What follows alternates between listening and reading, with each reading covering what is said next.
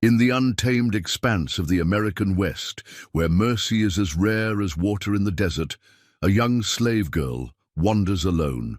Betrayed by her own family and sold into bondage, she survives on the edges of civilization, haunted by bounty hunters and the harsh elements alike. Her spirit, though battered, refuses to break. When she collapses near a dried-up creek, fate intervenes in the form of a wealthy rancher returning from his cattle drive.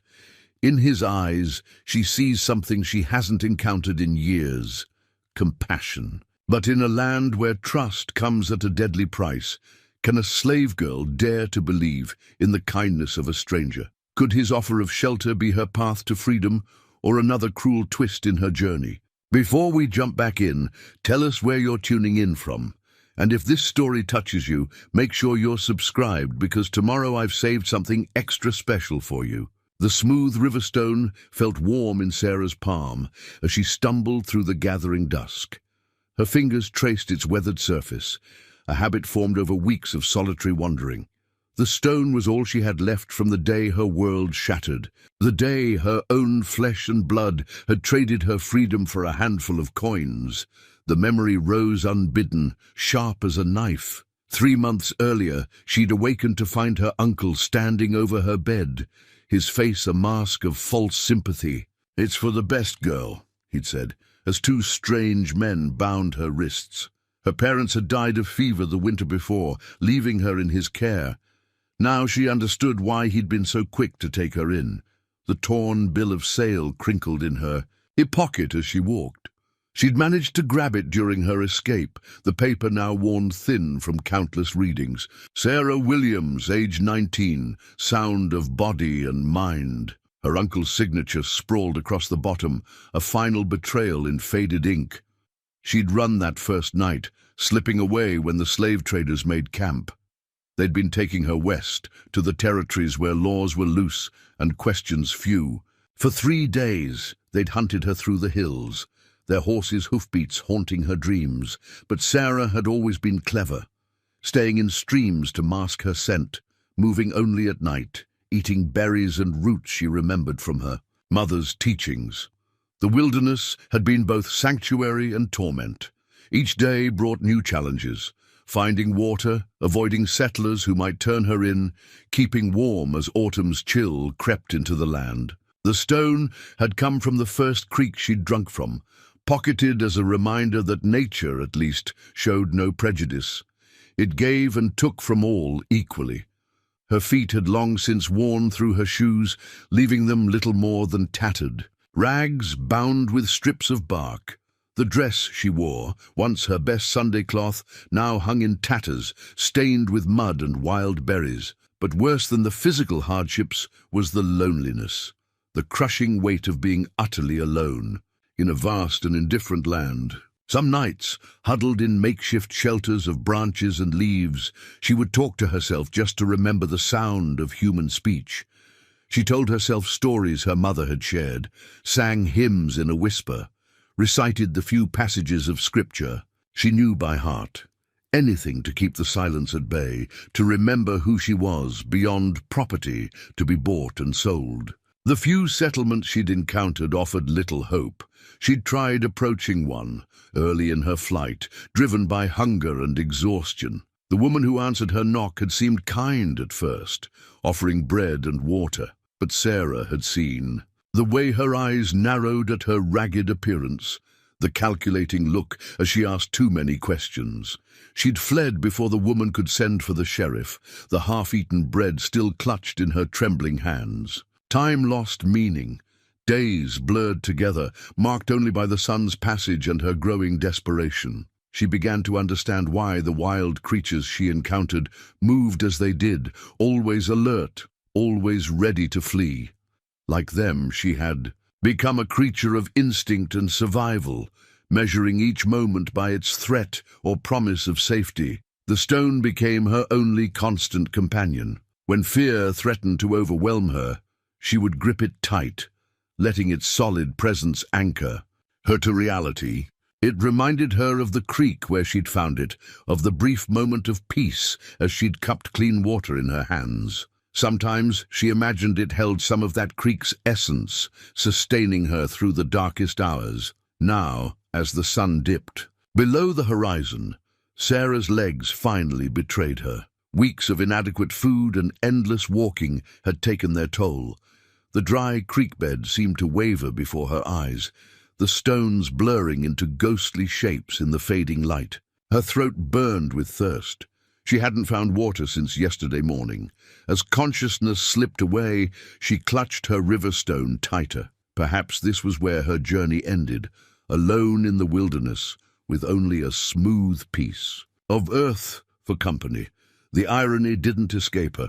She'd won her freedom only to die from it, but at least she would die free, answering to no master but her own fierce will to survive. The last thing she saw before darkness took her was a cloud of dust on the horizon, backlit by the setting sun. In her delirium, it looked almost beautiful, like the trail of some great spirit moving across the land. Then everything faded to black, and Sarah Williams, no one's property but her own, surrendered to the encompassing night. James McCullough had seen his share of hard sights in 20 years of ranching, but the crumpled figure by the creek bed stopped him cold. He'd been pushing hard to get home before dark, his cattle drive finally complete, the silver canteen his hip nearly empty after the long day's ride. Now, as his horse nickered softly in the gathering dusk, he found himself facing a choice that would alter the course of 2 lives. The girl couldn't have been more than 20, her dress more holes than fabric, feet wrapped in crude bandages made from tree bark. Even unconscious, her hand clutched something tight, a smooth river stone, he'd later learn, but it was her face that caught him, young yet weathered by hardship, telling a story he wasn't sure he wanted to know. His silver canteen caught the last rays of sunlight as he dismounted.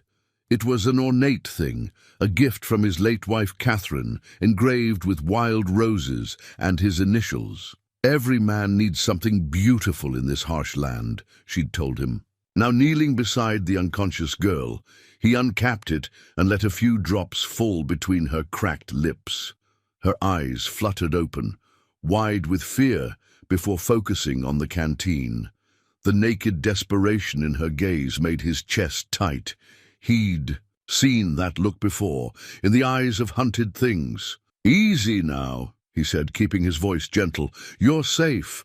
I'm not going to hurt you." She tried to speak, but could only manage a dry cough. James held the canteen steady as she drank, noting how she tried to gulp despite her weakness. "Slow," he cautioned. "Too much at once will make you sick." When she'd had enough to wet her. "And throat," she pulled back, wariness replacing desperation. "Thank you, sir," she whispered, her voice rough from disuse.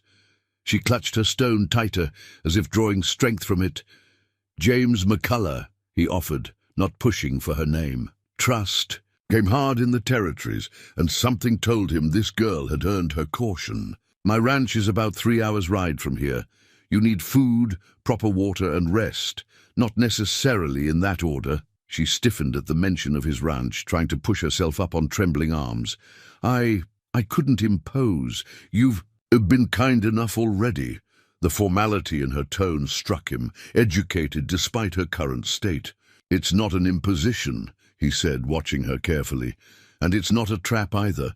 You're free to leave whenever you choose." He saw something flicker in her eyes at the word free, and understood a little more of her story. The sun had nearly set now, painting the sky in deep purples and fading gold. Night would bring cold, and she was in no condition to survive it. They both knew it, but he waited, letting her come to the decision on her own. Finally she spoke again, her voice barely above a whisper. "My name is Sarah." She hesitated, then added, "Just Sarah." The omission of a surname told its own story. James nodded, accepting what she offered without pressing for more. "Well, just Sarah, my horse is strong enough to carry us both, and I've got beans and bread in my saddlebag. We can rest here while you get some food in you, then ride to the ranch after moonrise."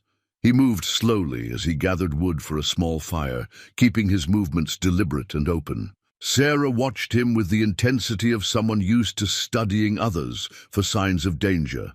The flames caught quickly, and soon he was heating beans in a small pan, tearing his travel bread into manageable pieces. As she ate, slowly at first, then with carefully controlled hunger, James found himself studying her in the firelight. There was a dignity in her bearing that hardship hadn't erased, a stubborn flame of self-possession that spoke of inner strength. It reminded him painfully of Catherine. "My ranch," he said as she finished eating, "is a quiet place. 10 miles to the nearest neighbor, 20 to town. Just me, my foreman Luis, and a couple of ranch hands who keep to themselves." He wasn't sure why he was telling her this, except that she seemed to need to know. There wouldn't be many eyes on her. Sarah set aside her empty plate, her movements precise despite her exhaustion. "Why are you helping me, Mr. McCullough?" It was a fair question, one he'd been asking himself since he first spotted her. He could have ridden on, left her for the next traveler to find, or reported her to the sheriff in town, letting the law decide her fate. The smart thing, probably. The safe thing, certainly. Instead, he touched the silver canteen at his hip, thinking of Catherine's words about beauty in harsh places. "Because 20 years ago, someone helped me when I was at my lowest, gave me a chance when I hadn't earned it. Maybe it's time I passed that kindness on." He saw her process this, weighing his words against her experiences, measuring the risk against her desperate situation. Finally, she nodded, a decision reached. "I can work," she said. "I'm strong, and I learn quickly." "We'll talk about all that once you're properly rested," he replied, standing to saddle his horse. "For now, let's just focus on getting you somewhere safe." As he helped her mount, he noticed she still hadn't let go of her riverstone. Some talismans, he knew, carried power beyond their physical form. He wouldn't ask her about it. Not yet. There would be time for stories later, if she chose to share them. The moon rose as they rode west, casting long shadows across the empty land. Sarah sat stiffly in front of him, fighting exhaustion, still alert for danger.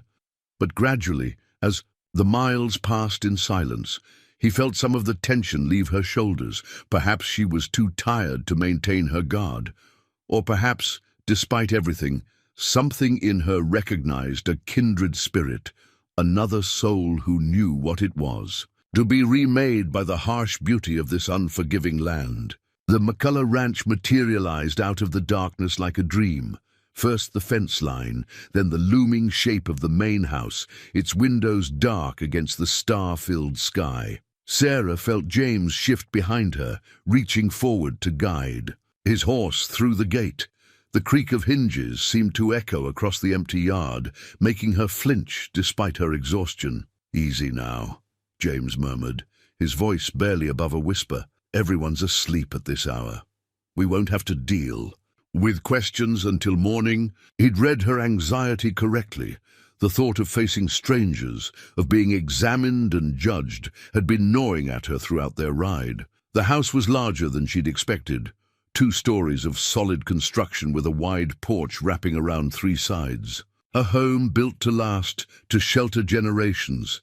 Sarah couldn't remember the last time she'd slept under such a sturdy roof. Her uncle's house had been little more than a cabin, and since then, she pushed the memories away. James helped her dismount, steadying her when her legs threatened to give way. The stone was still clutched in her hand, its familiar surface grounding her in this unfamiliar place. She watched as he led his horse to the barn, his movements sure even in the darkness. The night air was cool, carrying the scent of sage and distant rain.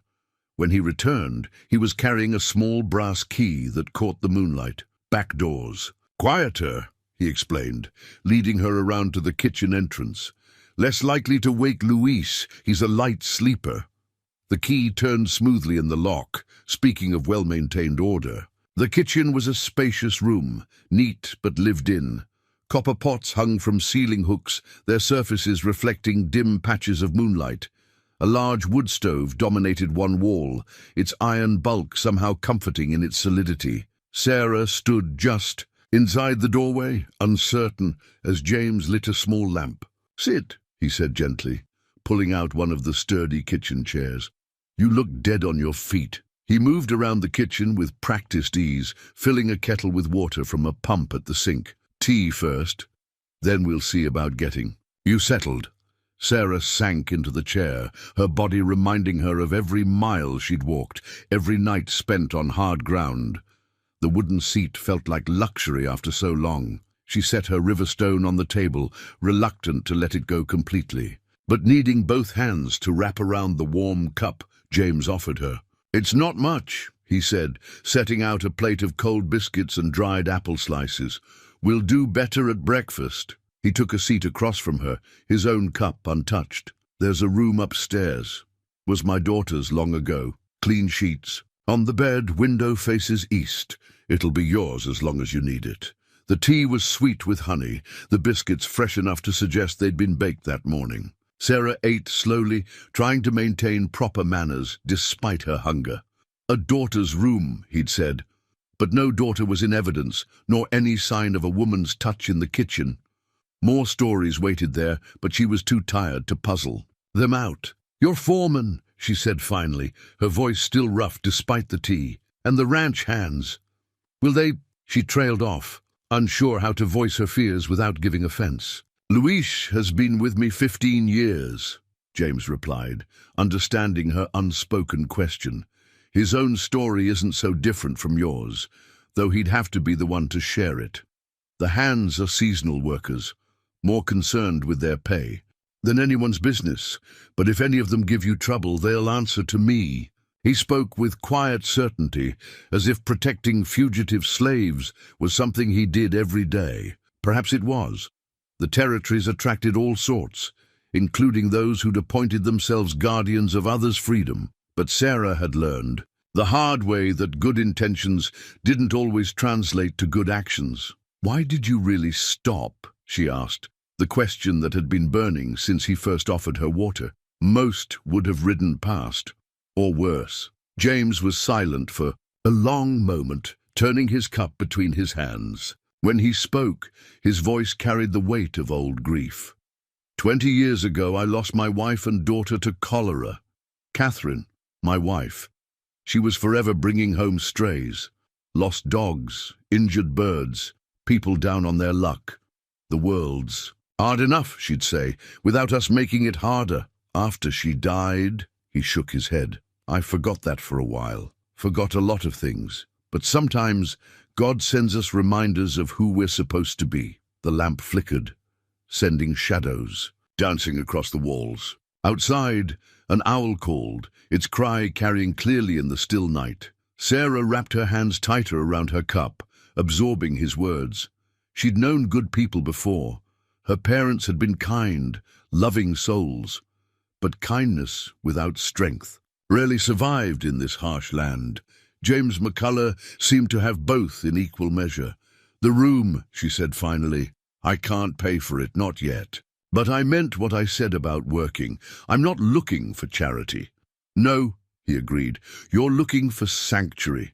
There's a difference." He stood, picking up the lamp. "Come on, you look about ready to fall off that chair." The stairs creaked softly under their feet as he led her to the second floor. The room he showed her was small but neat, with a narrow bed and a wooden dresser. A colorful quilt covered the bed. Handmade, she could tell at a glance. More story there, but it could wait. "Bathroom's down the hall," James said, setting the lamp on the dresser. "Locks on the inside of the door. Window latch works, and there's a branch of the old oak tree right outside if you need a quick way out." He said it matter-of-factly, as if discussing the weather rather than escape routes. "Sleep as long as you need. We'll talk more tomorrow." He left her with the lamp and the key to the bedroom door, a simple brass thing, matching the one he'd used on the kitchen entrance. Sarah turned it over in her hands after he'd gone, feeling its weight. Such a small thing, a key. But it meant choices, privacy, the ability to shut the world out or let it in on her own terms. She set her river stone on the windowsill where the morning sun would warm it.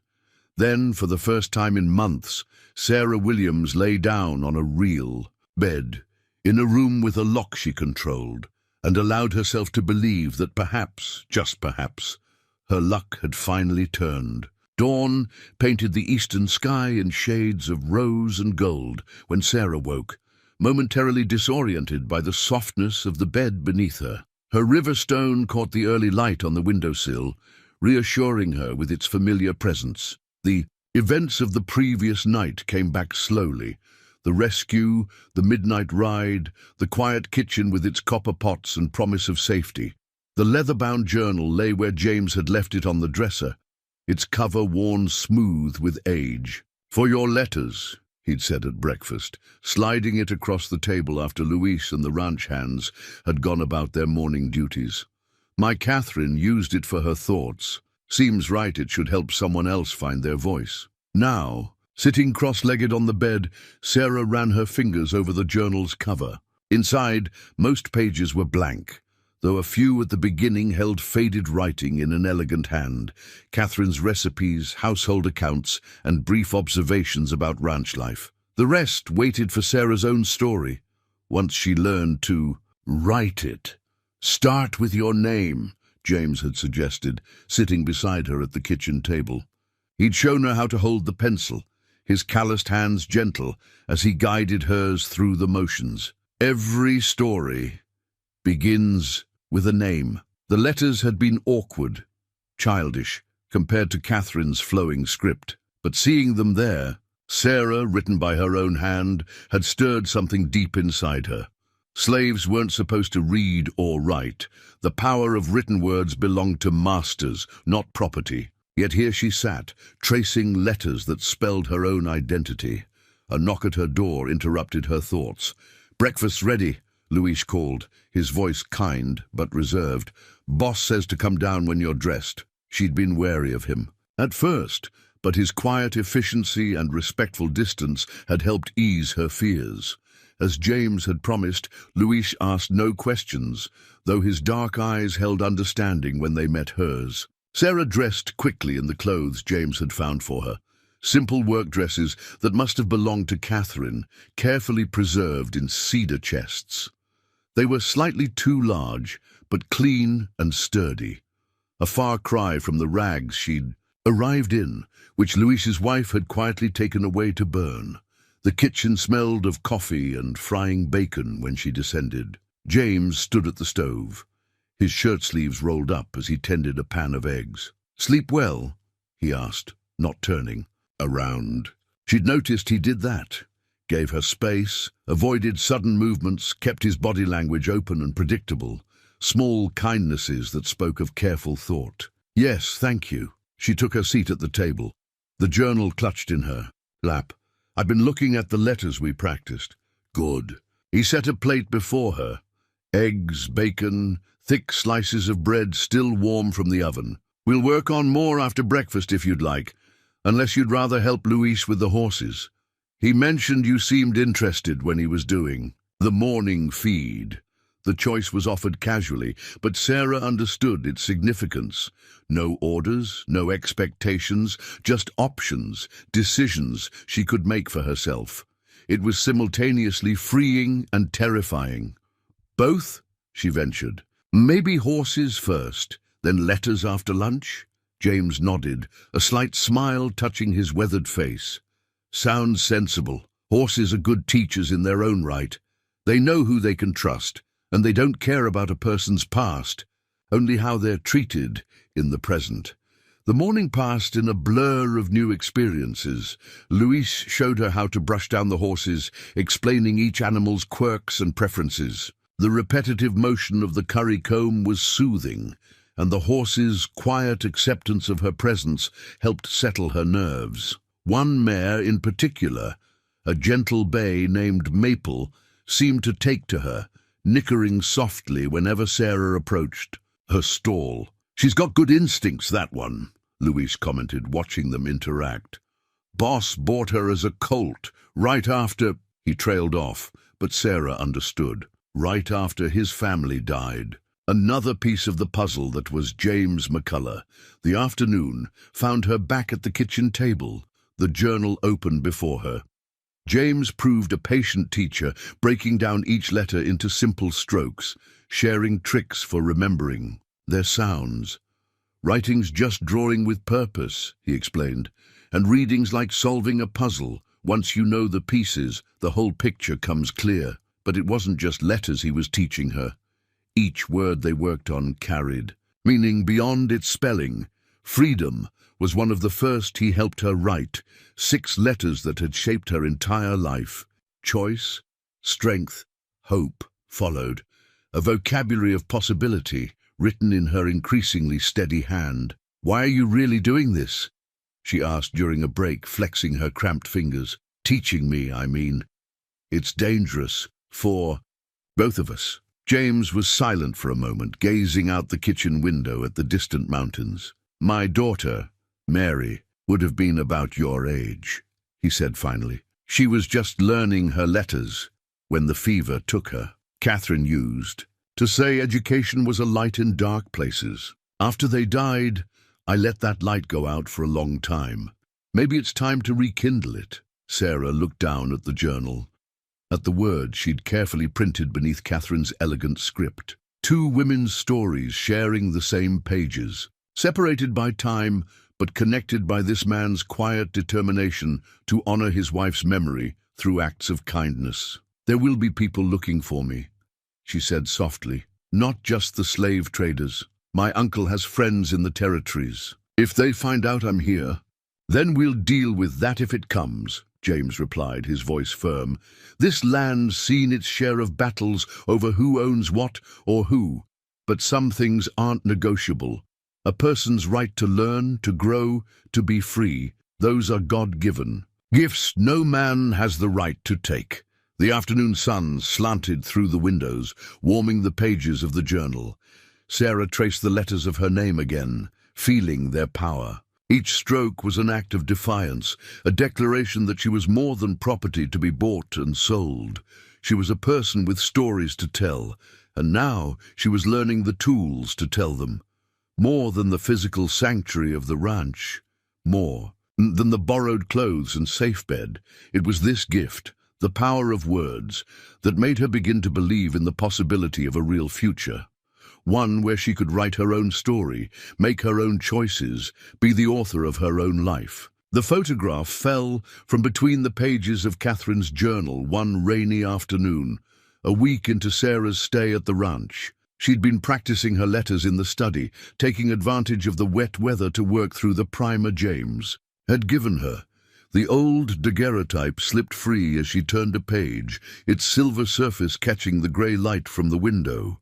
3 faces looked back at her from the tarnished image. James, younger and less weathered, standing behind a seated woman with kind eyes and an infant cradled in her arms. Catherine and Mary, the family he'd lost. Sarah stared at their faces, feeling like an intruder in their frozen moment of happiness. "That was taken in town, spring of '53, James said from the doorway, making her start. She hadn't heard him come in. "Only photograph we ever had made." Catherine insisted, said memories fade, but pictures hold on to the truth. Sarah moved to return the photograph, but James shook his head. "No need. I've been meaning to bring it out anyway. Some stories are easier to tell with proof in hand." He crossed to the fireplace, stirring the embers before adding another log. The rain drummed steadily against the windows, creating a cocoon of privacy around them. "It was cholera," he said quietly, settling into his armchair. "Came through like a wildfire in the dry season. Started in town, spread to the outlying farms. Catherine insisted on helping nurse the sick. It was her way. Couldn't stand to see suffering without trying to ease it." He paused, his eyes distant. "Mary fell ill first. Just a baby, not even 2 years old. Catherine wouldn't leave her side even when the doctor warned her about contagion." Sarah set the photograph carefully on the desk, the weight of James's grief filling the room. She'd seen that kind of loss before, had felt it herself when her parents died. Some wounds never fully healed, you just learned to carry them. "I was away when it happened," James continued, his voice rough. "Driving cattle to the railhead in Kansas. By the time I got word and made it back..." He trailed off, but Sarah could fill in the rest. Too late for goodbyes, too late for anything but burying the dead and learning to live with absence. Mother used to say that grief is the price we pay for love, Sarah offered softly. When the fever took her and Papa, my uncle said I was lucky he took me in. I didn't feel lucky then. Still don't, knowing what he had planned all along. Lightning flickered outside, followed by a low rumble of thunder. James stood, moving to pour 2 cups of coffee from the pot he'd brought with him. "Tell me," he said, handing her a cup, "if you want to." The coffee was hot and sweet, just as she'd come to prefer it. Sarah wrapped her hands around the cup, drawing comfort from its warmth. They were free people. My parents had papers to prove it going back 2 generations. Papa worked as a carpenter. Mama took in sewing. We weren't rich, but we had enough. She paused, sipping her coffee. When they got sick, it happened fast. Like your Catherine and Mary. One day Mama was hemming dresses, the next she could barely stand. Papa tried to care for her, caught the fever himself. Outside, the storm grew stronger, rain lashing against the windows. Inside, the fire crackled, steadily, holding back the growing darkness. Uncle Marcus showed up at the funeral, Sarah continued. Papa's younger brother, though you'd never know it by looking at them. Papa was all about honest work and helping others. Uncle Marcus, she shook her head. He had schemes, always looking for easy money, but he was my only kin left. And I was 17 with no other options. He waited a year, she said, her voice bitter. Let me grieve, let me trust him. Then one morning I woke up to strange men in the house and my whole world turned upside down. He'd sold me, his own blood, for $200 and a piece of land he wanted. Her hands tightened around the coffee cup. Found out later the papers he showed the slave traders were forged. My real freedom papers were in his desk. All along, but by then I was already being moved west. James listened without interrupting, his face grave in the firelight. When she finished, he set his cup down with deliberate care. Your uncle, he said, his voice carefully controlled. Does he know where you are? Sarah shook her head. I don't think so. The traders were taking me to Arizona territory, said they had a buyer there. I ran before we crossed the border. She hesitated, then added, but he has friends out here, traders, land speculators. If word gets back to him, then we'll deal with it, James said firmly. I meant what I said about this being sanctuary. He stood, crossing to a cabinet near his desk. From it, he withdrew a wooden box she hadn't seen before. Speaking of which, there's something you should know. The box contained papers, letters, legal documents, carefully preserved newspaper clippings. After Catherine and Mary died, he explained, sorting through them, I spent some time working with the Underground Railroad, moving people to safety, helping them establish new lives, made some useful connections along the way. Sarah's eyes widened as understanding dawned. That's why you stopped for me. Why you weren't surprised by my story. James nodded, withdrawing a particular document. I have friends in California. Good people with experience helping folks like yourself start fresh. If you want, when you're stronger, we can arrange passage. New name, new papers, new life. He paused, then added quietly, or you can stay. Here, choice is yours. The photograph still lay on the desk, Catherine's kind eyes seeming to watch them both. Sarah thought about choices. How few she'd had lately, how precious each one felt now. The rain continued its steady rhythm, counterpoint to the crackling fire and her own thundering heart. I'd like to stay, she said finally, at least for now.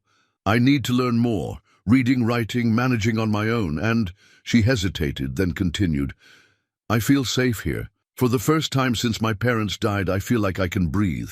James nodded, returning the papers to their box. Then that's settled. He glanced at the photograph, a soft smile touching his lips. Catherine would have liked you, you know. She always said God puts people in our path for a reason. Sometimes to help them, sometimes to let them help us. Thunder rolled again, closer now, but Sarah barely noticed. She was looking at the photograph, at the family captured there in silver and light. Catherine's words about pictures holding truth echoed in her mind. This image held one truth, a happy family torn apart by tragedy. but perhaps new truths could be written, new stories begun. Like the blank pages in Catherine's journal, the future waited to be filled. The old training saddle wasn't much to look at. Its leather worn smooth by years of use, brass fittings dulled with age. But as Sarah ran her hands over its surface in the pre-dawn light, she felt the weight of its promise. James had brought it down from the tack room's upper shelf, dust motes dancing in the lantern light as he explained its history. "Catherine used this to teach Mary her first lessons," he said, checking the cinch straps with practiced care. "Before that, it helped a dozen ranch hands' children learn their seat. Simple design, deep wells to help you stay centered. We'll start with this before moving you to a regular saddle." Maple stood patiently in the cross ties, her bay coat gleaming. From Sarah's careful grooming, the mare had become her constant companion over the past weeks, following her along the fence line when Sarah did her chores, nickering greetings whenever she entered the barn. "Remember," James said as he helped her mount, "a horse can sense fear or uncertainty. They mirror what we give them. Confidence flows down the reins. You stay calm, they stay calm." His hands were steady on the saddle as Sarah settled herself, finding her balance in this new perspective on the world. The training ring was still damp with morning dew as they began their first lesson. James led Maple on a long line, teaching Sarah the rhythm of posting to the trot, the subtle shifts of weight that could communicate intention to her mount. "Your body talks to the horse," he explained. "Every muscle, every breath, they read it all." Hours passed as Sarah learned this new language of movement and trust. Her thighs ached, unused to straddling such width, and sweat dampened her shirt despite the cool morning air. But with each circle of the ring, each successful transition from walk to trot and back again, she felt something blooming inside her chest, a fierce joy she hadn't known she was capable of feeling anymore. "Good," James called as she managed her first solo trot, the training saddle keeping her secure as Maple moved beneath her. "Now you're getting it. Feel how she responds to your seat. That's partnership, not dominance. Best riders work with their horses, not over them." The sun climbed higher, burning off the morning mist as they worked. Louise appeared occasionally, offering quiet suggestions about hand position or the angle of her elbows. By mid-morning, Sarah's muscles trembled with effort, but her spirit soared. This was freedom of a different sort, the ability to move under her own power, to direct her path with subtle cues and earn trust. "Enough for today," James finally called, noting her fatigue. "Better to stop while you're both still fresh. Plenty of time to build on these basics." He helped her dismount, steadying her when her legs wobbled beneath her.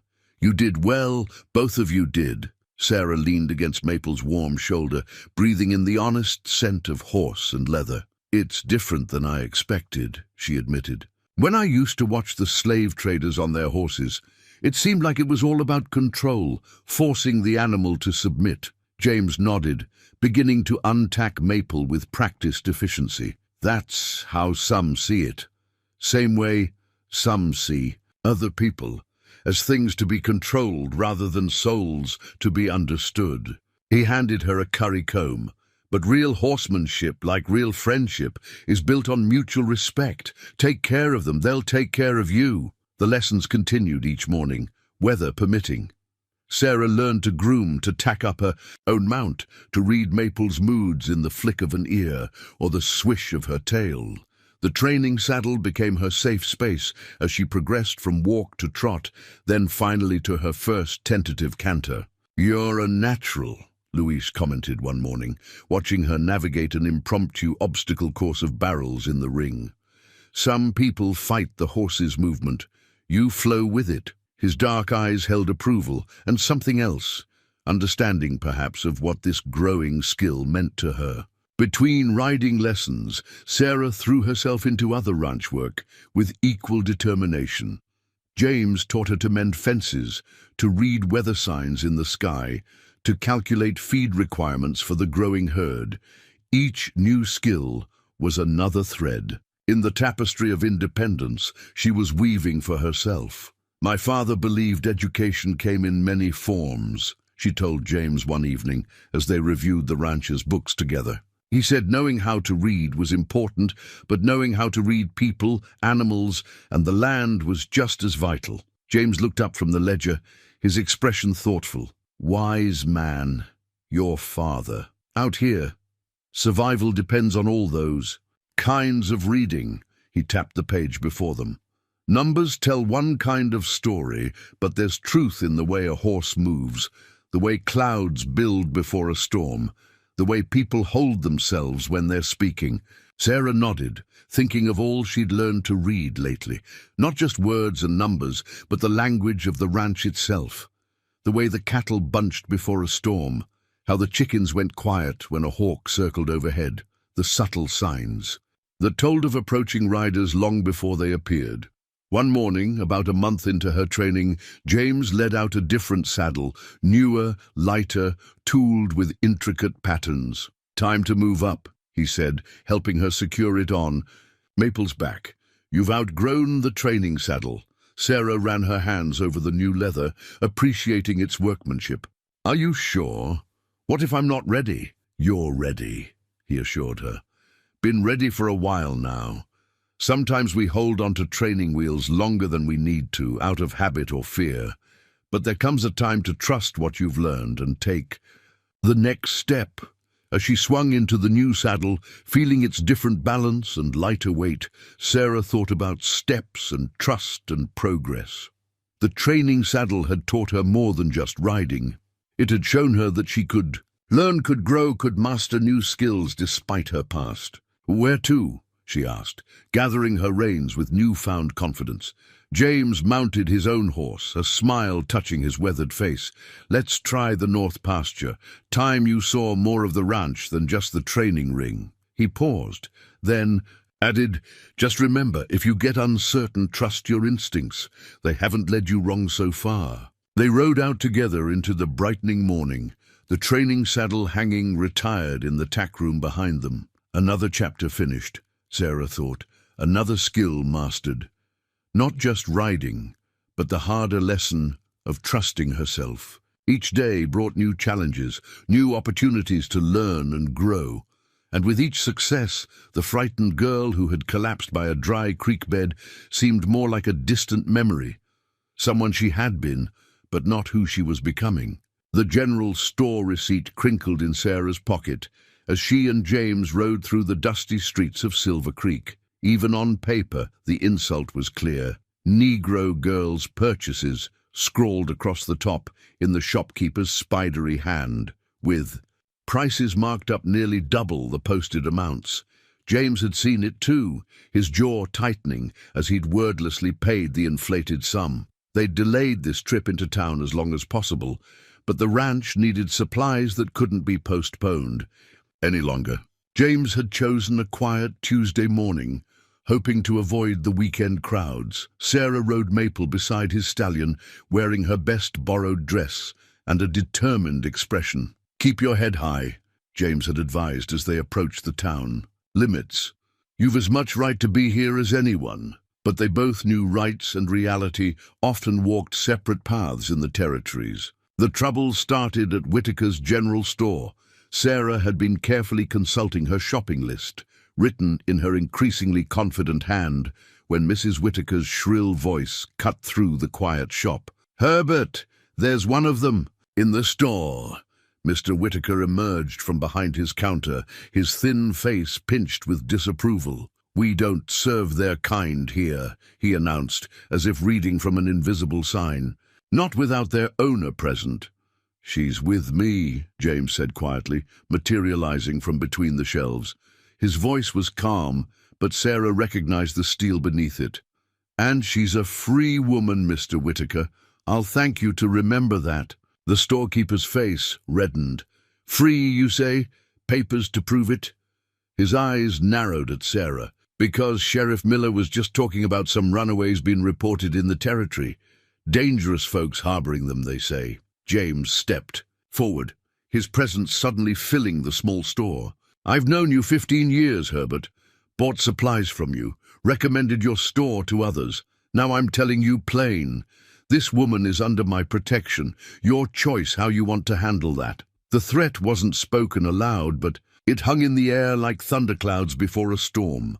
Mr. Whitaker shifted uncomfortably, then muttered, "Still have to charge extra. For the risk, you understand."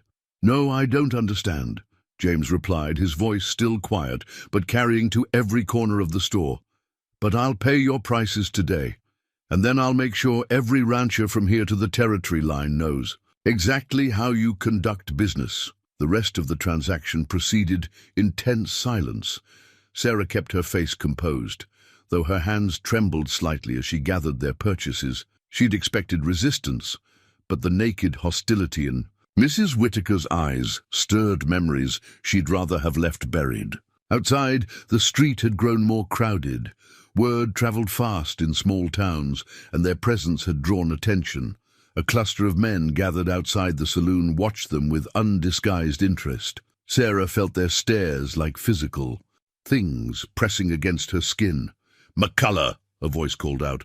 "Got yourself a new house girl, I see." The speaker pushed off the saloon wall, a heavy-set man with a deputy's badge and mean eyes.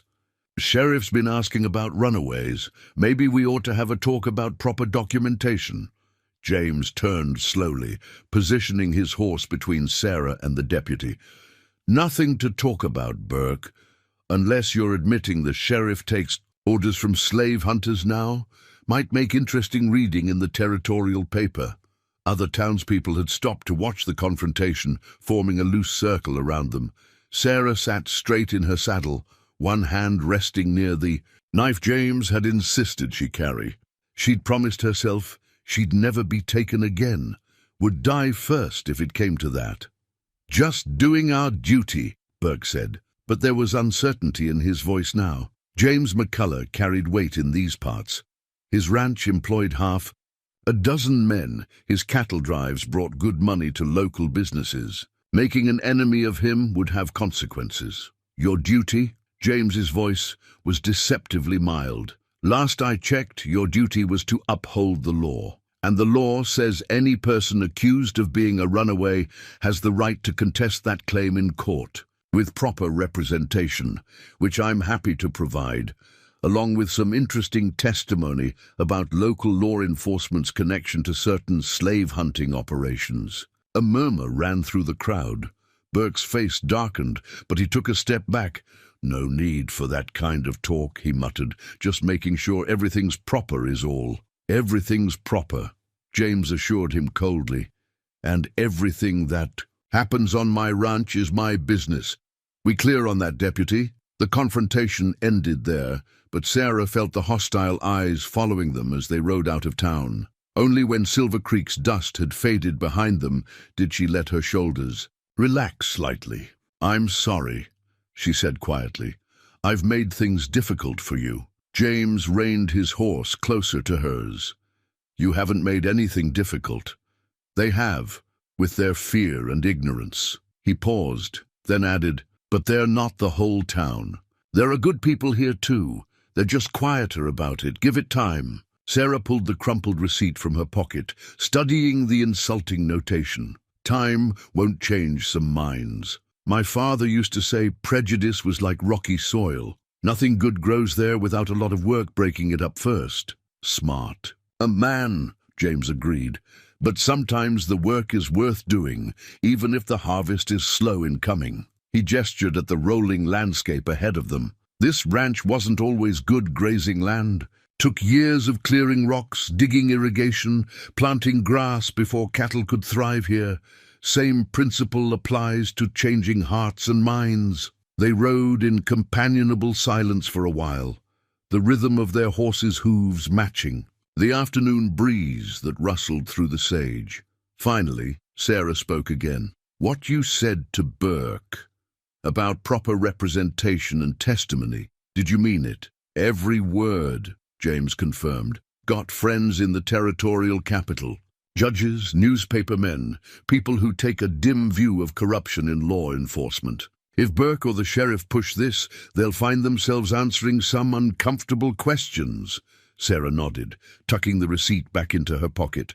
She'd keep it, she decided, not as a reminder of shame or anger, but as proof that dignity could be maintained in the face of hatred, that allies could be found in unexpected places, that freedom, once claimed, was worth fighting to defend. The ranch buildings appeared on the horizon. Home, she realized with a start. Not just sanctuary anymore, but truly home. A place worth standing up for, worth facing down prejudice and danger to protect. The receipt might show the worst of human nature, but it also proved that some people like James would stand against that darkness. And maybe that was the real lesson of the day. Not that hatred existed, but that it could be faced and fought, one small battle at a time. The wanted poster made Sarah's blood run cold. Her own face stared back at her, rendered in crude woodblock print, but recognizable enough to anyone who looked closely. Reward, $500 for return of Negro female, age 19 to 20, answers to Sarah, property of Marcus Williams. The paper trembled in her hands as she read the words Luis had brought from town. "They're in Silver Creek," Luis reported grimly, his dark eyes meeting James's across the kitchen table. 3 men asking questions, showing these around. Professional slave hunters by the look of them. "One claimed to be your uncle's agent," he added, glancing at Sarah. James took the poster, studying it with narrowed eyes. Descriptions thorough. Someone's been talking, probably Burke or one of Whitaker's. "Family?" His voice was calm, but Sarah saw the tension in his shoulders. How long before they make the connection to the ranch? Day, maybe 2, Luis estimated. Town's full of gossip about the girl staying at McCullough's place. Won't take much to put it together. Sarah's fingers found the river stone in her pocket, its smooth surface anchoring her to the present. "I should go," she whispered, "before they bring trouble to your door." "No." James's response was immediate and firm. "Running. Now would be exactly what they expect. Besides, you'd never make it to California alone. They've probably got men watching all the major trails." He turned to Luis. "Get word to Samuel at the newspaper. Tell him it's time to run that story about corruption in the sheriff's office. And send someone to fetch Judge Matthews. He owes me a favor." Luis nodded and slipped out, leaving Sarah alone with James and her fear. "I won't go back," she said quietly, steel beneath the softness of her voice. "I'll die first." James crossed to the window, checking the yard out of habit. "Won't come to that, but we need to be smart about this." He turned back to her, his expression grave. "Your uncle's involved now. Makes things more complicated. He can claim legal authority as your nearest kin." "He has no authority over me," Sarah spat. "He sold that right along with my freedom." "Courts might see it differently," James cautioned, "but there's more than one way to fight this battle." He retrieved a box from his study, the same one that held his Underground Railroad documents. Time to call in some debts, make some noise that'll draw attention they don't want. The day passed in a blur of preparation. Ranch hands were posted as lookouts. Horses were kept saddled, ready for quick departure. Sarah watched it all with a strange sense of detachment, as if viewing events through clouded glass. That evening, as sunset painted the sky in shades of fire, she found herself in the barn with Maple. The mare nuzzled her pockets for treats as Sarah brushed her coat, the familiar routine soothing her raw nerves. "Your uncle's men are camped at the Silver Creek Hotel," James said from the barn door, his voice carrying quietly in the gathering dark. "Luis just got back. Says they're asking about property rights, trying to get the sheriff's backing for a raid." Sarah's hand stilled on the brush. "And if they come, then they'll find more resistance than they bargained for." James stepped into the barn, his boots quiet on the packed earth. "Judge Matthews will be here by morning. Samuel's running the corruption story in tomorrow's paper. But Sarah..." He paused, making sure she met his eyes. "Whatever happens, whatever you decide to do, you're not alone in this fight." The wanted poster lay folded in her pocket, a paper ghost of past horrors. But as she stood in the warm barn, surrounded by the honest smells of hay and horse, Sarah felt something stronger than fear. Here, in this place, She was more than a face on a poster, more than property to be claimed. Here, she had found not just sanctuary, but strength, and people willing to stand beside her in the coming storm. Outside, a whip-poor-will called into the deepening dusk, its voice carrying clear and defiant across the darkening land. The legal documents spread across James's study like a paper battlefield. Affidavits, testimonies, and court orders competing for space on the oak desk.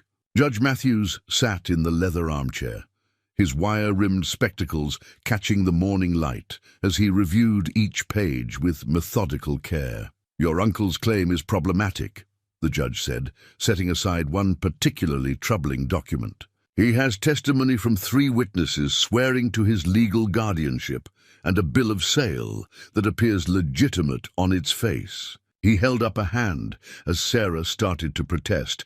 "I said appears. Fortunately, we have something stronger." From his briefcase, Matthews withdrew a yellowed envelope.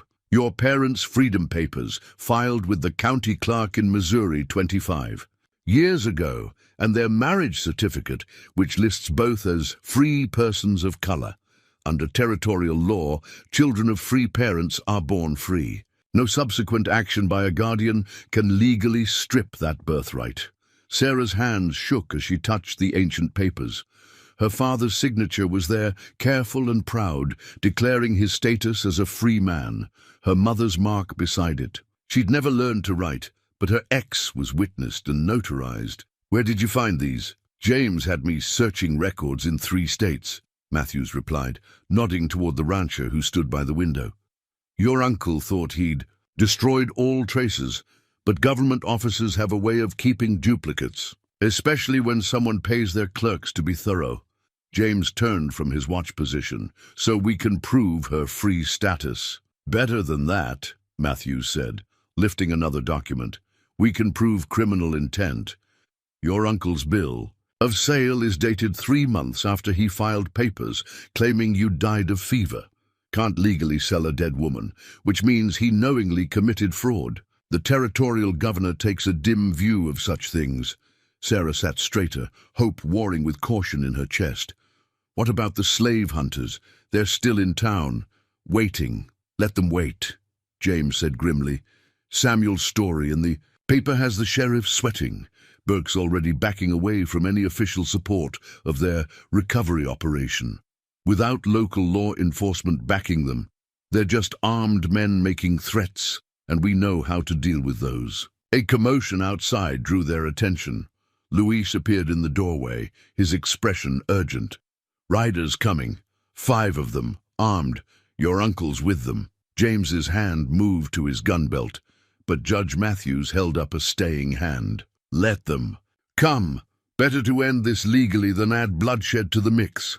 He gathered the crucial documents, arranging them with deliberate care.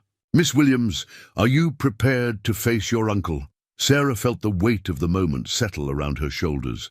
She thought of the river stone in her pocket, of all the strength she'd found since that desperate day by the dry creek. "Yes," she said firmly, "I'm ready to claim my birthright." The confrontation that followed would be talked about in Silver Creek for years to come. Marcus Williams, expecting to find a powerless runaway, instead faced his niece standing tall beside a territorial judge. His bluster about property rights withered under Matthew's precise legal citations and the damning evidence of his own fraud. "This territory may be young," the judge pronounced, his voice carrying to every corner of the ranch yard, "but we're not without law. Miss Williams was born free, lives free, and will remain free.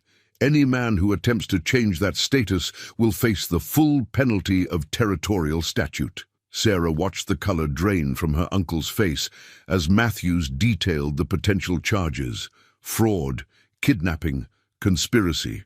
The slave hunters, sensing the shift in winds, began to edge their horses backward. They were businessmen, after all, and this business had suddenly become unprofitable. Marcus made one last attempt, his voice cracking. "She's my blood, my responsibility." "No, Uncle," Sarah replied, her voice clear and steady. "You sold your claim to responsibility along with your humanity. These papers prove what I've always known.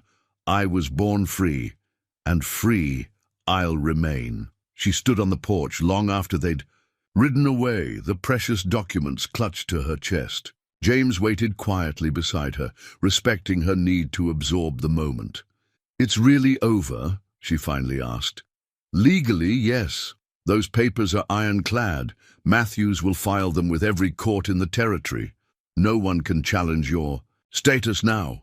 Sarah nodded, feeling the last chains of her past finally fall away. The future stretched before her, wide and free as the prairie itself. The hand-carved chess set gleamed in the firelight, each piece a testament to patient craftsmanship. Sarah ran her fingers over the white queen, marveling at the delicate crown James had somehow coaxed from raw wood. He'd presented the set to her that morning, a gift to celebrate 2 months of legal freedom. "Catherine taught me the game," James explained, setting up the pieces with careful precision. "Said it was about more than just moving pieces. It was about seeing all the possibilities in front of you." His hands lingered on the Black King, a piece he'd carved to bear a subtle resemblance to himself. "Thought you might like to learn." They sat across from each other at the study's small table, the fire crackling behind them. Through the window, snow fell in lazy spirals, the first storm of winter transforming the ranch into a world of white silence. Sarah studied the board, absorbing the rules as James explained each piece's movement. "The pawns only move forward," she observed, touching one of the small figures. "Like life, no going back, only choosing which way to advance." James smiled, the expression softening the weathered lines of his face. "Except when they reach the other side, then they can become whatever they choose to be, rather like someone else I know." Their eyes met across the board, and Sarah felt the familiar flutter in her chest that had been growing stronger these past weeks. Since the confrontation with her uncle, something had shifted between them, the careful distance of protector, and protected gradually giving way to deeper understanding. "Your move," James said softly, and they both knew he wasn't just talking about the game. Sarah moved a pawn, committing to an opening. "I've been thinking about what happens next. Now that I'm legally free, I mean." She kept her eyes on the board, not trusting herself to meet his gaze. "The offer to help me get to California still stands." "Of course." His voice was carefully neutral as he considered his response to both her move and her words. "If that's what you want, Judge Matthews has friends in Sacramento who could help you start fresh." She advanced another piece, building her position. "That was my plan before. Find somewhere new, where nobody knew my history." She paused, gathering courage. "But plans can change. When you find something worth staying for," the piece in James's hand stilled. "Sarah," there was a wealth of meaning in how he said her name. Hope and hesitation, desire and doubt. "I'm twice your age, and people would talk. People already." "A talk," she replied, finally looking up to meet his eyes. "Let them. I've spent too much of my life worrying about what others think of me." She gestured at the chess set between them. "You gave me this to show me possibilities. Well, I see one I want to explore." James set down his piece without playing it, his expression troubled. "You've known nothing but this ranch these past months. How can you be sure what you want?" "I've known captivity and freedom," Sarah said firmly. "Fear and safety. Cruelty and kindness." She reached across the board, her fingers brushing his. "I've known what it is to be property and what it is to be valued as a person. Don't ask me if I'm sure of my own heart." The fire popped, sending sparks up the chimney. Outside, the snow continued to fall, wrapping the world in contemplative silence. James turned his hand beneath hers, their fingers intertwining. "I've been alone a long time," he said quietly. "Told myself it was better that way, safer." His thumb traced patterns on her palm. "But watching you these past months, your courage, your determination to build a new life, you've woken something in me I thought was long dead." Sarah stood, moving around the forgotten chess game. James rose to meet her, his hands gentle as they framed her face. "No going back," he whispered. No, she agreed, lifting her face to his. Only forward. When their lips met, it felt like a lock clicking open, a door swinging wide to reveal a future neither had dared imagine. The chess pieces stood witness, black and white united on their wooden battlefield, as two souls who had known too much solitude finally found their way to each other. James's six-shooter was a weight of responsibility on Sarah's hip as she moved. Through the pre-dawn darkness, he'd insisted she take it when the first warnings came. Riders spotted watching the ranch from distant ridgelines, strange tracks in the snow around the outlying pastures. "I won't see you taken," he'd said, teaching her how each bullet loaded, how the action worked, not while I draw breath. Now that moment of reckoning had come. Luis's youngest boy had ridden in at midnight, breathless with news. The slave hunters were coming, a dozen strong, led by a man who'd lost too many fees to legal technicalities. They meant to take her, papers or no papers, and damn the consequences. "Back door's clear," James whispered, appearing from the shadows like a ghost. "Luis has the horses ready in the far pasture. If anything happens," he touched her cheek, his rough palm gentle against her skin. "I'm not running," Sarah said firmly. "Not anymore." The gun felt more natural now, an extension of her resolve. "This is our home. We defend it together." Before James could respond, a shout rang out from the ranch's perimeter, Luis's warning signal, followed by the sharp crack of rifle fire. The slave hunters had arrived ahead of schedule, using the last darkness before dawn as cover. Sarah and James moved as one toward the barn, where their main defense was planned. They'd prepared for this, ammunition stored in strategic locations, escape routes mapped out, the high ground secured, but plans had a way of unraveling in the chaos of action. The first rider burst through the gate at a gallop, torch held high. Others followed, their horses' hooves throwing up clods of half-frozen earth. Sarah counted 8, maybe 10, hard men with harder eyes, caring nothing for laws or rights, only the promise of profit. "That's far enough!" James's voice boomed across the yard. He stood in the barn doorway, rifle raised. Luis and 2 ranch hands flanked him, their own weapons ready. "This is private property, and the woman you're seeking is legally free. Turn." "Back now," the lead rider laughed, an ugly sound in the pre-dawn gloom. "Free? Ain't no such thing in these parts. Not when good money's on the table." He raised his torch higher. "Hand her over peaceful-like, and maybe we don't burn this nice ranch to the ground." Sarah stepped into view, James's six-shooter steady in her hand. "The only thing you'll get here is a bullet." Her voice carried clearly in the tense silence. "I suggest you leave while you can." For a moment it seemed reason might prevail. Several riders shifted uneasily in their saddles, perhaps realizing that dead men earned no bounties. But their leader's face twisted with rage at being challenged by a woman, a black woman at that. "Take them!" he roared, spurring his horse. Forward, the yard erupted in gunfire. Sarah's first shot went wide, but her second found its mark, dropping a rider who'd tried to circle behind the barn. James and Luis held the center, their rifles cracking in disciplined rhythm. The ranch, hands provided covering fire from the hayloft, making each shot count.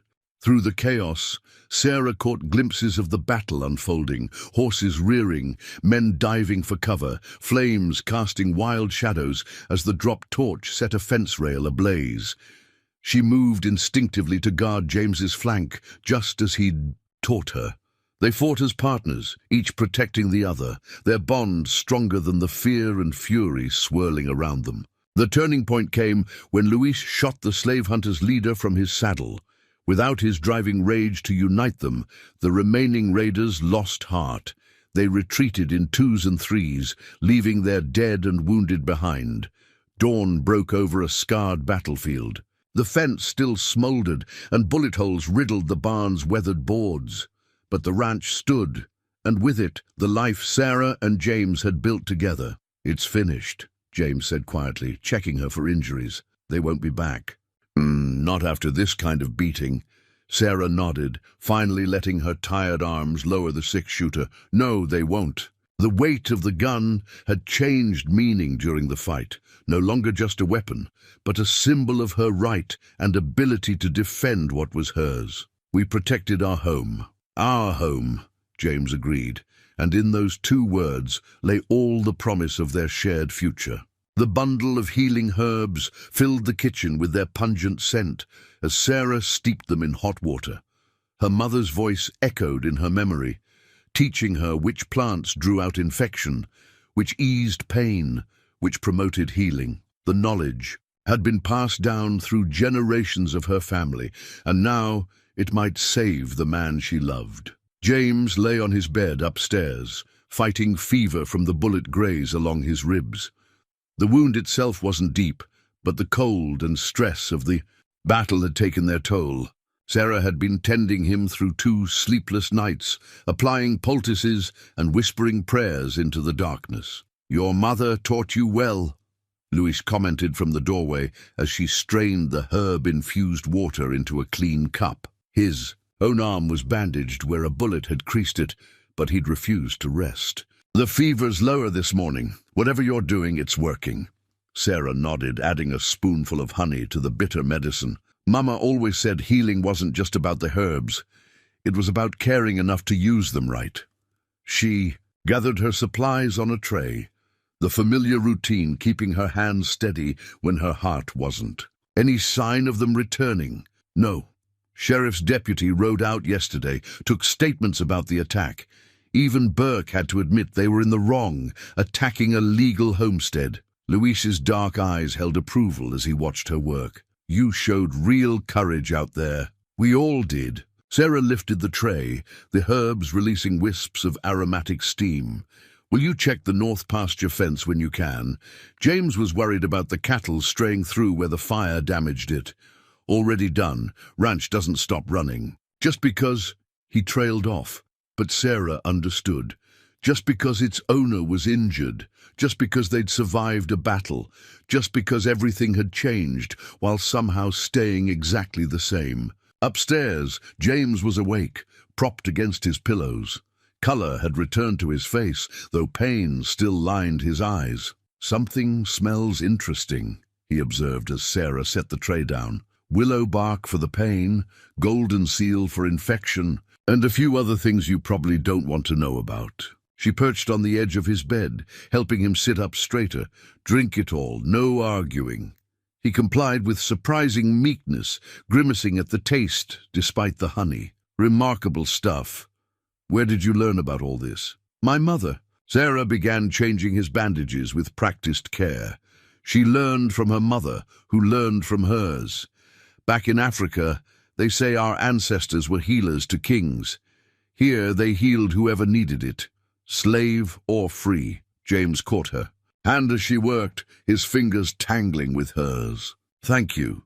Not just for this, but for staying, for fighting. You could have run when they came, found somewhere safer." "Safer than here?" Sarah squeezed his hand gently. "This is where I belong, where we belong." She touched the herbs laid out on the tray, each one carefully chosen and prepared.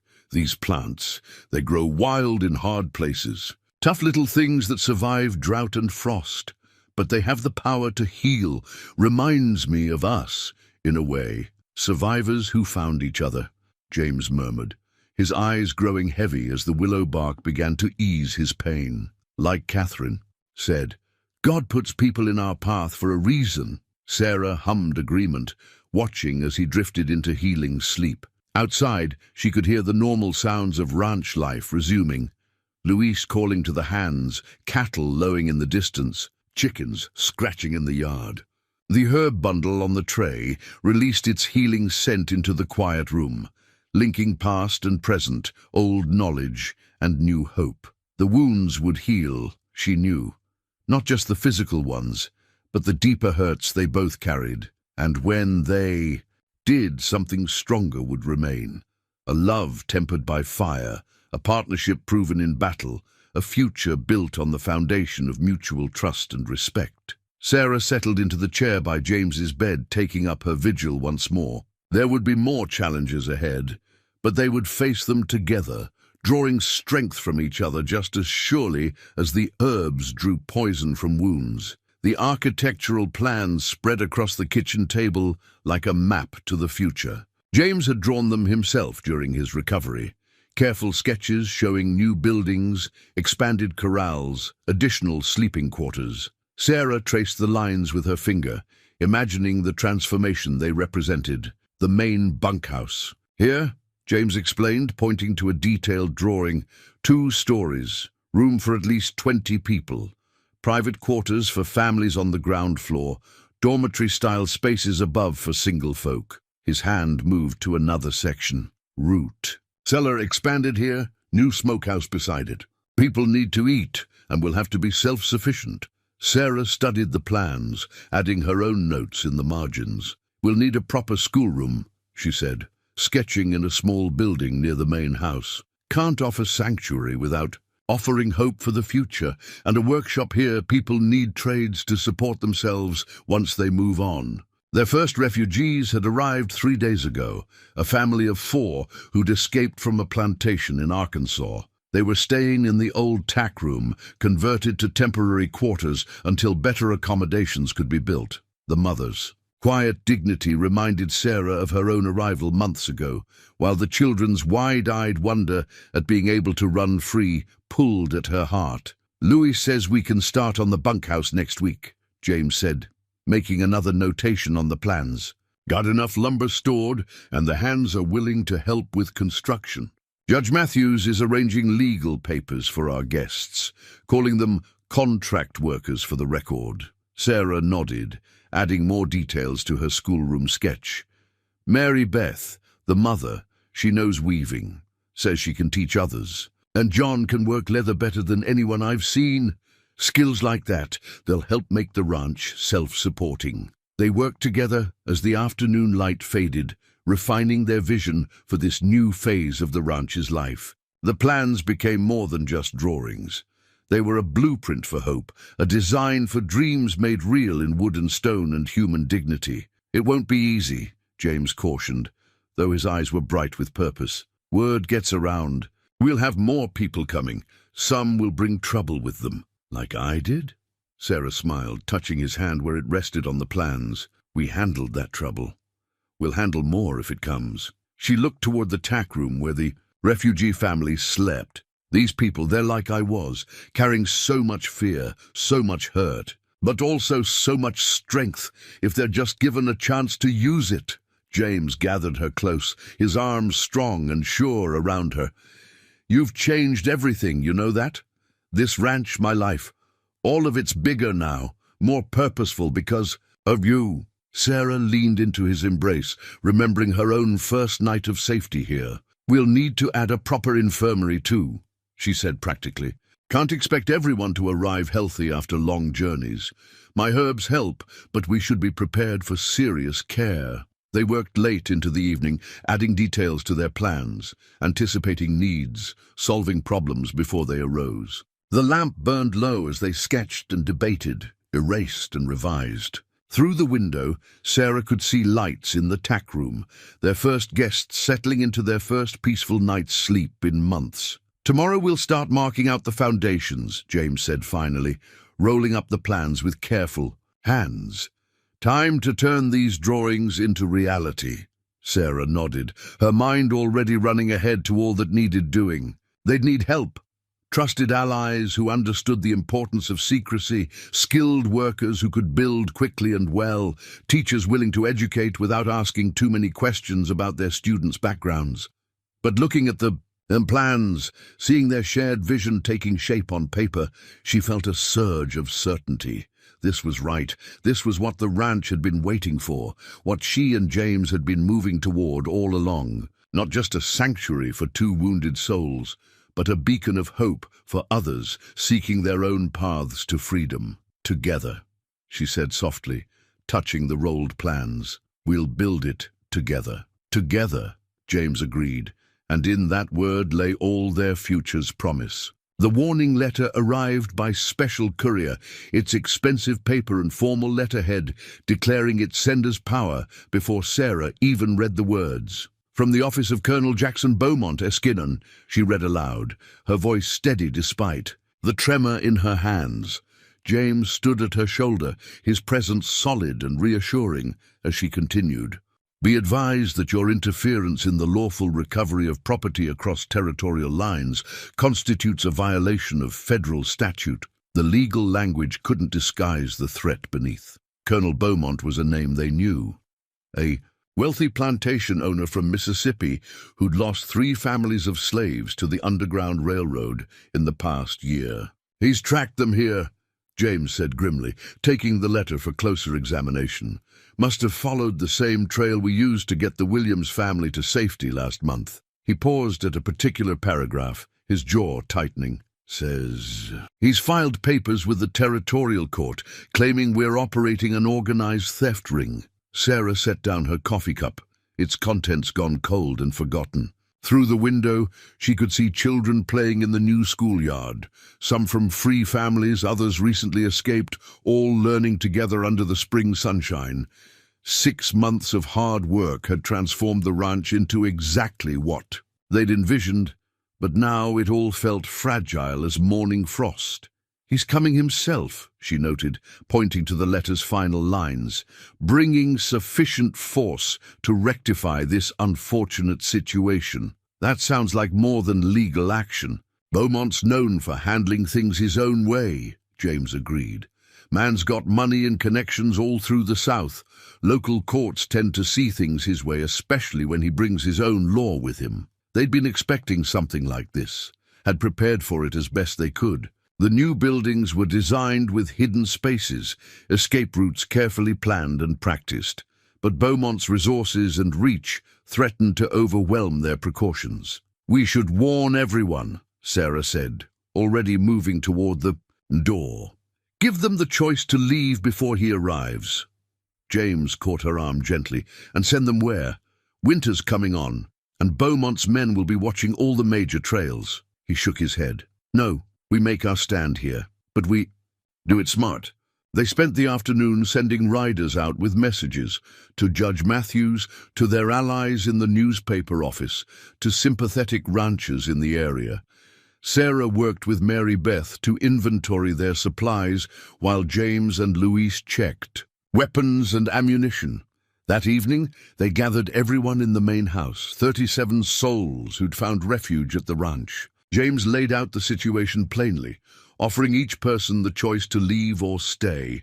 Not one chose to go. We've run far enough, Mary Beth declared, her children clustered around her skirts. Time to stand and fight for what's right, Sarah. Watch their faces in the lamplight. Former slaves and free folk, all united in their determination to defend their newfound home. The warning letter sat on the mantelpiece, its threat diminished by the strength of community gathered before it. Beaumont thinks he's dealing with a handful of troublemakers, she said quietly to James as the meeting broke up. He doesn't understand what we've built here. No, James agreed, squeezing her hand. He doesn't. And that's going to be his biggest mistake. Outside, the autumn wind carried the promise of winter, but inside the ranch house, the warmth of shared purpose kept the cold at bay. They had 3 days until Beaumont's promised arrival. 3 days to prepare for the fight that would determine not just their future, but the future of every soul who sought sanctuary in this hard, beautiful land. The Freedom Papers lay spread across Judge Matthews' desk in the Silver Creek courthouse, their crisp legal language a stark contrast to the tension filling the room. Colonel Beaumont stood rigid with fury, his expensive coat dusty from the ride, as the territorial judge read the documents aloud. By order of the Territorial Supreme Court, all persons currently residing at the McCullough Ranch are hereby declared legally free, their prior status notwithstanding. Matthews's voice carried the weight of law as he continued. Furthermore, any attempt to remove said persons by force shall constitute a violation of territorial statute. Sarah stood beside James, her back straight, watching Beaumont's face darken. Outside the courthouse windows, she could see his men, 20 hard-faced mercenaries who'd expected an easy raid on a remote ranch. Instead, they'd found themselves facing not just the law, but a united community. "This is absurd," Beaumont spat. "Those are my people. I have bills of sale, contracts, which hold no legal weight in this territory," Matthews interrupted. "Not since Governor Stevens signed the new statute this morning. Any person who reaches these lands is presumed free unless proven otherwise through due process of law." The documents James had been gathering for months had finally served their purpose. Evidence of Beaumont's illegal slave-hunting operations, testimony from escaped souls who'd suffered under his ownership, proof of bribery and corruption, all carefully compiled and presented to the territorial government. "You can't do this," Beaumont snarled, his cultured veneer cracking. "Do you know who I am? The connections I have? We know exactly who you are," James said quietly. "That's why we made sure everything was completely legal. Your connections won't help you here, Colonel. Not anymore." Sarah stepped forward, holding out one final document. "This is a list of every person you've claimed as property in the past 5 years. The territorial marshal is very interested in investigating their current status." Her voice was calm, but her eyes held steel. "Leave now with your men, and we'll consider the matter closed. Stay and face the consequences of your actions." Beaumont's hand twitched toward his gun, but the movement died as he registered the armed deputies positioned around the courthouse. This wasn't the vulnerable ranch he'd expected to terrorize into submission. This was a trap, carefully laid and legally binding. "This isn't over," he growled, snatching his hat from the judge's desk. "You can't change the natural order of things." "The natural order is freedom," Sarah replied. "Everything else is just men's greed wrapped in false righteousness." They watched from the courthouse steps as Beaumont and his men rode out of Silver Creek, their defeat evident in slumped shoulders and bitter faces. The freedom papers in Sarah's hand caught the afternoon sunlight, their official seals glinting like promises kept. "It worked," she breathed, still hardly daring to believe it. Months of preparation, countless letters and legal petitions, the careful building of alliances, all coming together in this moment of triumph. James squeezed her hand. "Of course it worked. Truth has a way of prevailing when people stand together to defend it." Judge Matthews joined them, his usual stern expression softened by satisfaction. "You've done more than save your people," he said. "You've helped establish a precedent that will protect others seeking sanctuary in these territories. The law's on your side now, fully and formally." Sarah thought of everyone waiting back at the ranch. Families who'd risked everything for freedom, children who'd never known chains, a community built on hope and courage. The freedom papers in her hands weren't just for them, they were for all who would come after, seeking refuge and finding home. The wedding ring caught the spring sunlight as Judge Matthews placed it in James's weathered palm. Simple gold, inscribed with 2 words, "Forever Free." Sarah had chosen the inscription herself, marking both her journey to freedom and her choice. To bind herself to this man, this life, this purpose. The ranch's courtyard bloomed with wildflowers, their colors echoing the patchwork quilt that served as a makeshift wedding canopy. Every resident of their growing sanctuary had contributed something to this day. Mary Beth had sewn Sarah's dress. The children had gathered flowers. Luis had prepared a feast that would feed the 100+ guests gathered to witness their union. "The ring you're about to exchange," Matthews intoned, his judicial gravity softened by genuine warmth, "represents not just your love for each other, but the sacred circle of community you've built here, a circle that grows stronger with each soul who finds refuge within it." Sarah stood tall beside James, her father's freedom papers tucked into her bodice near her heart, her mother's riverstone secure in her pocket. The old Catherine had watched over their courtship from her photograph. Now her memory blessed their union through the gifts she'd left behind. The journal where Sarah had learned to write, the chess set where she and James had first acknowledged their feelings, When James slipped the ring onto her finger, his hands were steady, but his eyes shone with emotion. Sarah's voice was clear and strong as she spoke her vows, promising to stand beside him in all things, to continue building their shared dream of sanctuary and justice. "What we've created here," James said softly for her ears alone, "is more than I ever dreamed possible. You've given me back my purpose, my heart, my future, and you've given me the freedom to choose that future," Sarah replied, squeezing his hands together. As Judge Matthews pronounced them married, the gathered community erupted in joy. Former slaves and free folk, ranch hands and townspeople who'd come to support their cause, all celebrating not just a union of two hearts, but the triumph of love over hatred, of hope over fear, of freedom over bondage. The ranch sign stood proud at the entrance gate, its fresh paint gleaming in the morning sun.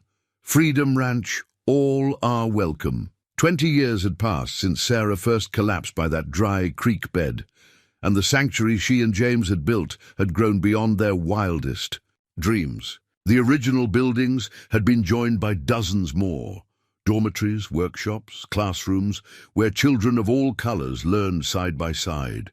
The ranch had become a legend throughout the territories, a beacon of hope for those seeking refuge from bondage and persecution. Sarah stood at the gate, her silver-streaked hair caught by the wind, watching a new family approach along the road. James's steady presence beside her felt as natural as breathing. Their own children, 2 daughters and a son, helped run the ranch now, carrying forward the legacy of both Catherine's compassion and Sarah's fierce determination. The river stone still rode in her pocket, smooth and warm, a reminder of how far she'd come, but it was no longer just her talisman. It had become a symbol passed from hand to hand among new arrivals, a touchstone for those making the journey from slavery to freedom, from fear to hope, from solitude to community. "Welcome home," Sarah called to the approaching family, and watched as their weary faces lit with the same joy she'd felt when she first found sanctuary in this beautiful, unforgiving land.